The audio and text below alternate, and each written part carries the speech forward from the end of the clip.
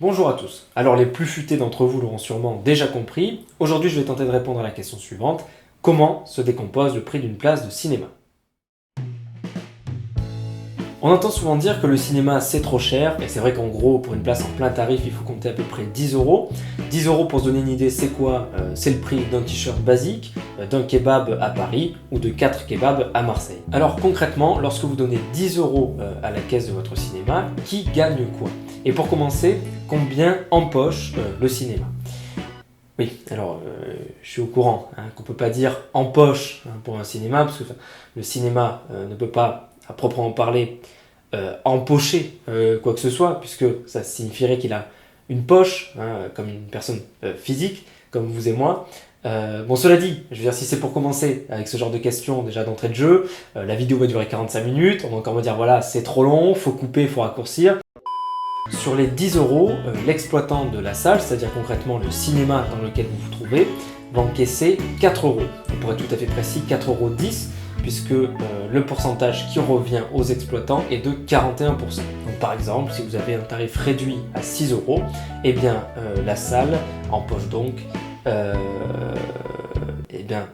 40% de 6 euros. Donc bien sûr, alors 40%. Je pose la retenue.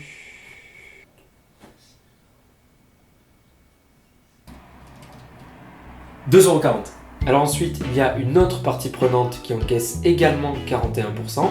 Ce sont les producteurs et les distributeurs qui prennent donc eux aussi 4,10 € par place. Alors pour faire simple, le distributeur, c'est celui qui va faire des copies du film, qui va les distribuer aux différentes salles, qui va se charger de la communication et qui va ramener la drogue aux acteurs. Concrètement, le producteur fait en sorte que le film puisse être réalisé et le distributeur prend le relais pour assurer son développement. Sur ces 41%, les premières recettes qui vont tomber vont être attribuées au distributeur qui va donc se rembourser tout ce qu'il a dû dépenser. Et au-delà de ce seuil, eh bien, il y aura un partage entre le producteur et le distributeur, sachant que la plupart du temps, le producteur prend au moins 80%. Évidemment, l'État lui aussi prend une partie des recettes avec la TVA qui est à 5%, donc 50 centimes sur notre place à 10 euros. En général, dans un film, il y a de la musique, et qui dit musique dit SACEM, Société des auteurs, compositeurs et éditeurs de musique, qui touche, elle, 1,5% du prix de la place, soit évidemment 15 centimes sur notre place à 10 euros. Donc concrètement, la SACEM est chargée de récolter